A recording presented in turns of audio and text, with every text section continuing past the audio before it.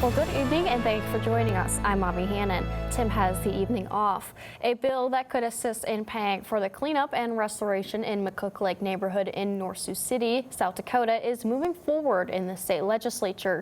Is our top story at 6.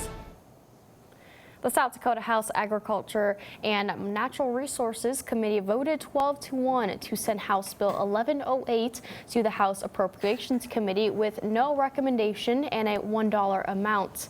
Members of the McCook Lake Association spoke at a hearing today on the bill, which creates the McCook Lake Contingency Fund and to transfer monies to that fund.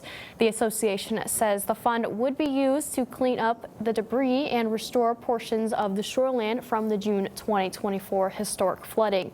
State Representative Chris Kaysen says the South Dakota Game, Fish and Parks is working on a request for proposals on cleaning and restoring the lake. He adds the state's GFP is reviewing the scope of the problem and plans to take bids in April on dredging material from the lake, with work anticipated to begin after that. And some people in Storm Lake, Iowa are worried about the new Trump administration's crackdown on illegal immigrants.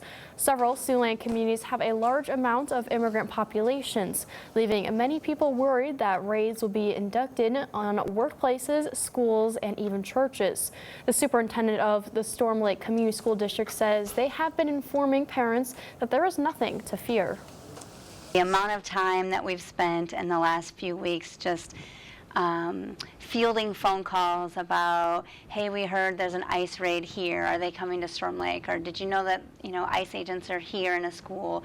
So for us, like, taking the time to verify whether or not that's been true or not true, and rarely, if ever, have we found that it's true information.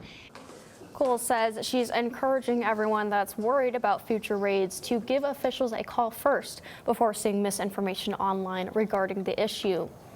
And the deadline to apply for the district court judge vacancy in the 7th Judicial District located in northeast Nebraska is just around the corner. The state's judicial branch says people have until 3 p.m. Central Time on February 13th to either mail a hard copy or submit an electronic application for the position. Once the application deadline passes, a public notice will be issued to identify the judicial vacancy candidates. A public hearing on the open position is set to take place on March 14th at the Madison County Courthouse in the courtroom number 1 in Madison, Nebraska. The state's Judicial Nominating Commission will get details on the qualifications of candidates seeking to fill the vacancy. The open position is due to the retirement of Judge Mark Johnson. Well, let's check back in with meteorologist Victor Perez. So Victor, how's it looking out there? Well, after yesterday's semi-substantial snow that was seen in parts of Siouxland, with Sioux Falls receiving about 4 inches and Hayward in over 3 inches, though Ida Grove did receive only 3 inches. You'll see that portions of the viewing area have still been impacted, especially out to our north, where we see that South Dakota still shows partially covered roads, and out to our west as well by Madison, Stanton, as well as Antelope and Knox counties. So these roads are still partially covered, but I'll be letting you know how this evening we'll start to see more snow that will be impacting Siouxland yet again for your Wednesday morning. Back to you, Avia. Thank you, Victor. And over in eastern Iowa, a judge has set a 2-day hearing for sometime in April or May in the civil lawsuit against Andrew Wold. He's the owner of the building that partially collapsed in Davenport back in May of 2023 that killed 3 people. The lawsuit is seeking damages related to the building collapse. The new hearing is set to sort out the dispute between the two sides over the value of some of Wold's properties. This would also include the sale of some properties and the price paid by the buyers. Most people know that getting a good night's sleep is very important, but researchers uncovered another reason for you to prioritize your rest. ABC's Melissa Dunn has more.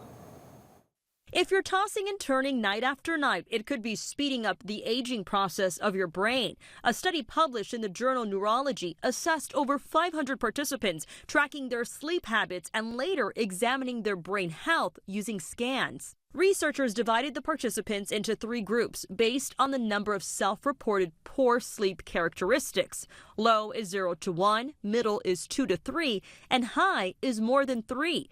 The study found that several sleep characteristics, including sleep quality, difficult falling asleep, or staying asleep, were linked to accelerated brain aging. In addition, researchers found that people in the middle group had an average brain age that was 1.6 years older than those in the low group, and those in the high group had an average brain age of 2.6 years older.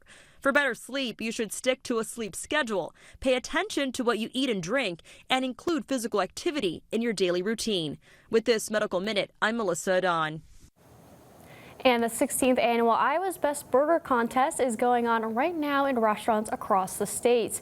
The Iowa Beef Industry Council and Iowa Cattlemen's Association say in order for a burger to qualify, the burger must have a 100% real beef patty and be served on a bun or bread product. People can vote on which restaurants should make the top 10 list from now until March 10th and at 5 p.m. People can submit their nominations at iabeef.org. The top 10 list is set to be announced on March 17th.